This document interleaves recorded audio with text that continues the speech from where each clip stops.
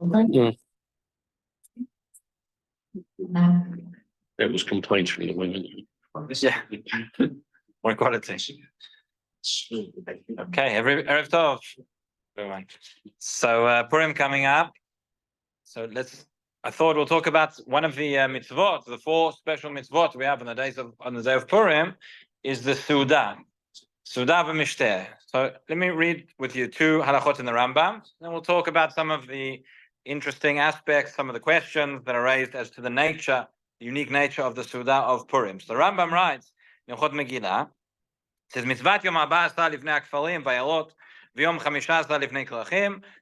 Last week we spoke about the difference, the 14th and the 15th, while we have 2 days of Purim. Right? So he says the mitzvah is Liyot Yom Simcha v'Mishteh.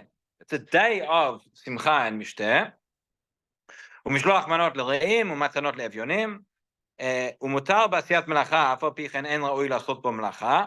Rambam writes, you're allowed to perform melacha, you're allowed to go to work on Purim, strictly speaking, but it's not ra'ui, it's not fitting to do melacha on this day. אמרו חכמים, כל העושה מלאכה ביום פורים אינו רואה סימן ברכה לעולם. Somebody who performs melacha on Purim does not see a siman bracha from it. Again, we're not here talking about the lamed tet melachot of Shabbat. You could turn the lights on and off. That's not what we're talking about. Work in that sense. In any event, he says, "Bnei kfarim shekadmu v'kalu b'sheni or chamishi im chalku matanot levyonim b'yom kriyatan yatsu." Another interesting halacha that comes up. Yeah, this isn't really so relevant nowadays. But the beginning of Masechet Megillah, the first Mishnah, talks about all the days on which you could read the Megillah. And it's not just the 14th and the 15th, so days earlier as well because of the Bnei Kfarim. So yeah, there's a discussion. If you're reading the Megillah earlier, you could give Mishloach Matanot Levyonim at the same time. But he says, at the end of the day, Sudat Purim Shasa'ah Simcha v'Mishteh ein osim ota ela b'yom 14 or Yom 15. The Simcha, the Mishteh, that is on the day of Purim itself. By the way, just as a side point, it's interesting. I saw, I think yesterday or the day before, somebody sent me, there was a video of some of the Chayalim in Gaza reading the Megillah without a bracha, right? And it's related to this Mishnah at the beginning. The Yerushalmi says there's an opinion that you could actually read the Megillah the whole month of Adar, or at least from the beginning of Adar until Purim. Obviously, it's not... in normal circumstances, not halakha l'ma'aseh, and we wouldn't rely on it, but you have a situation of chayalim who are not going to be able to, or may not be able to hear the Megillah on Yom Yudalet because they'll be fighting, there'll be an action. So they heard the Megillah now without a bracha. That was, let's say, Yidei Chova in that way. Okay, so, but then the Rambam continues. He says, Ketzad chovat seudah zo. What is the seudah? What is the obligation? When we say Suda, we talk about a meal, different things. What are the parameters? Does one have to eat bread? Does one have to eat meat? Does one have to drink wine? We have different forms of Suda. We have the Suda of Shabbat, Suda Yom Tov, Suda Purim, right? So how does it work? So he says, Ketzad chova Suda zo, sheyochal basar, v'yitaken Suda na'eh kafi asher timsa yado. So it says the Rambam, you should eat meat, and you should have a nice fitting Suda as much as what you can afford. Lots has been said, a lot of ink has been spilled on these words of the Rambam. He says you should drink wine. I don't think we'll have time to go into it properly today, maybe tomorrow. But he says until you get a little bit drunk and you fall asleep out of your shichut.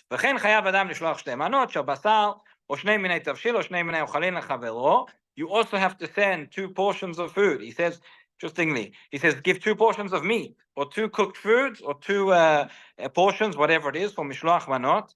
But there is this misconception that mishloach manot has to be 2. When we were growing up, we were always taught you give 2 foods, 2 different foods, right, to at least one person. That's mishloach manot. And how do you know how do you separate 2 separate foods that they have a different bracha? Maybe this is in England. I don't know. That was what they taught us. That appears nowhere in halakha. That is not correct. You can have 2 different foods. They have the same bracha. The example the Gemara gives is you have 2 different types of meat, which are certainly both shakol. They don't have to be a separate bracha. They have to be 2 separate foods. Maybe they just taught us a separate bracha because that way we wouldn't get confused and you would know that it's 2 separate foods. Okay. But in any event, what we also see from here is that the Rambam quotes that he talks about the halachot of mishloach manot in the context of Sudat Purim. and this is one opinion that we have in the poskim, that the purpose of mishloach manot is in order to, why do we have to give people portions of food? So that they'll have for the Seudat Purim. And that's why there are poskim who say that giving the food that you should give should be something that a person could have, could be part of their Seudah. There are other opinions as well, but in any event, so he goes on.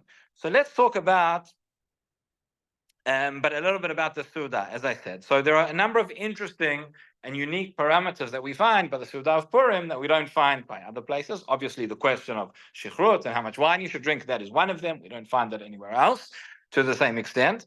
But just before that, there is an interesting language that some of the Rishonim use when they talk about the nature of the Seudah.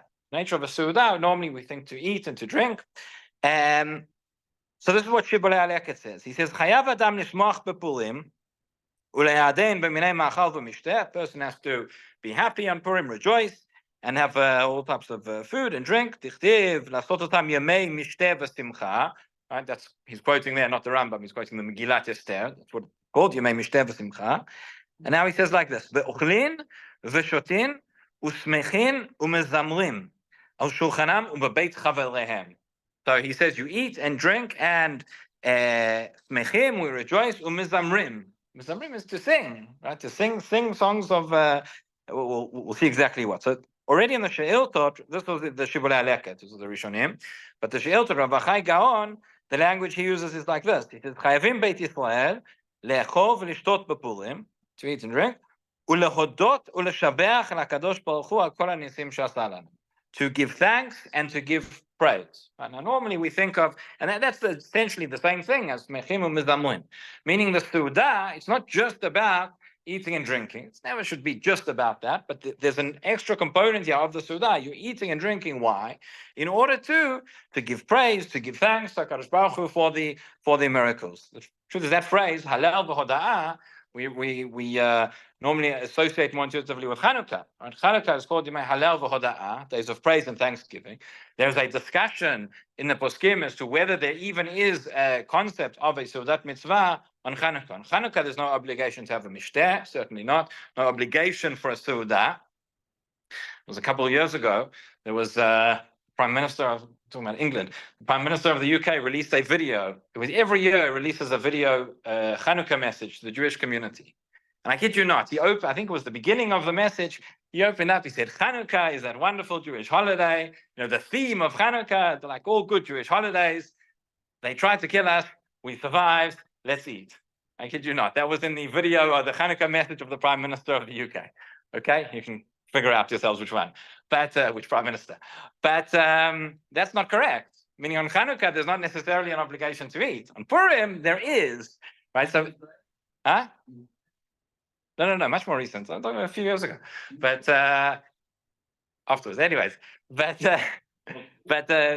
so the point is that the idea of halal and hoda'ah, that on Chanukah, that is an independent obligation, but on Purim, that is part of the obligation of the Seudah. Part of the feature of the Seudah, not just eating, but it's incorporating within it that aspect of halal, that aspect of hoda'ah, that aspect of giving thanks, of singing over the food, so to speak. In fact, the Netziv compares this a little bit to the idea of a korban todah. He says the same way when you bring a korban todah and you have to say you have songs of praise, or he compares it to the korban pesach as well. On Pesach, where you have a seudah, which is the halal is part of the seudah, it's part of giving thanks and mentioning the miracles. He says that is the idea over here. That is the idea behind the seudah of Purim. So that's something that should be that one should bear in mind. Okay, what does one have to eat at the Seudah of Purim? So the Rambam, as we saw, he mentioned basar. The only food he mentioned explicitly was basar. The Shulchan Aruch doesn't say explicitly whether one is required or not, but it's implied from the language that he uses. Seems to imply that meat is required at the Seudat Purim. And most of the Achronim say as well that one needs to have meat. The one who questions this is the Magen Avraham. And the Magen Avraham questions the following. He says, yes, the Rambam wrote, you need to have meat at the Purim Seudah. Why? Because that is based on the Gemara that tells us, Ein simcha ela b'basar v'yayin. Gemara says there is no simcha. You want to have, we've seen, these are yemei mishteh v'simcha. How do we achieve simcha? Basar v'yayin. Only problem is that Gemara is talking about not the basar that we eat today necessarily, but it's talking about basar shlamim, talking about Parshat Shavua, talking about the basar of the korbanot. Now, the Rambam's of the opinion that even Bisman Hazeh, it's one way of reading the Rambam, that even Bisman Hazeh, when there is no korbanot, still, Basar still qualifies as Simcha Yom Tov, and therefore it makes sense that the Rambam would still say that one is required to have meat at the Sudah of Purim. However, according to the Shulchan Aruch, according to many of the other poskim, Rishonim and Achronim, who say that Gemara that says in Simcha ela basar v'yayin, again, the basar there is talking about the korbanot, and therefore in our days, person has Simcha, whatever makes them happy, they want to have the Sudah however they want it. And then it would seem that this is what the Magen Avraham asked. He says it would seem that it wouldn't necessarily be required nowadays to have basar. Nonetheless, notwithstanding that objection, the simple reading, most of the poskim say that there would be if not a chovah, there would at least be a mitzvah. One would fulfill a mitzvah by eating meat at the Sudah of Purim. Again, if a person doesn't like meat, or they can't eat it, or they're vegetarian, there's no obligation to go and force oneself. And there is what's allowed in terms of that. Another question that comes up is, what about bread? Does one have to wash? And obviously, if you're eating bread, you have to wash. But does one have to have bread as part of the Purim Sudah? So we know that when you have a Sudah on Shabbat or on Yom Tov, we have lechem mishna, we have bread. That is part of the Sudah. Is that required by Purim as well? So again, the Rambam doesn't write this explicitly, but what he does write is the following: in Hilchot Brachot. So we have the halachot of Birkat HaMazon. Whenever we have an additional part of Birkat HaMazon that we add in on Shabbat, we add in Ritzei, on Rosh Chodesh, Yalev Yavo, Purim and Chanukah, you have Al Nisim. Right? What happens if a person forgets that addition? Do they have to go back, and do they have to go and repeat the Birkat HaMazon? Same thing with, and the principle is that whenever the Seudah is an obligatory one, then one would have to go back and would have to repeat what they forgot, that addition. But if there is no obligation to have a Sudah on that day, such as Rosh Chodesh, right, then one would not have to go back and repeat. So the Rambam writes that on Purim, if you forgot Al Nisim, you don't have to go back and say it.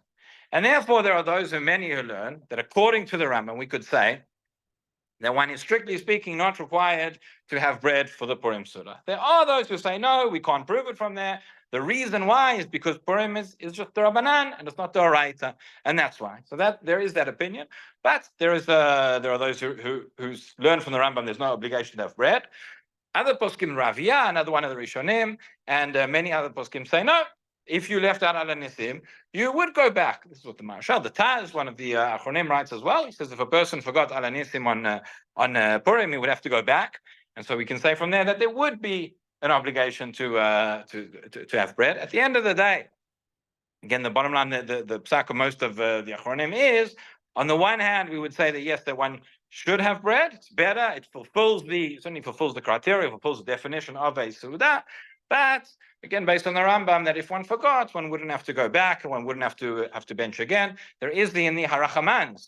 Person forgot to say Al Nisim, so there's a Harachaman which you can add in on Purim and on Chanukah if you forgot Al Nisim there. So bottom line is it's preferable to have bread. Again, under normal circumstances, the person should.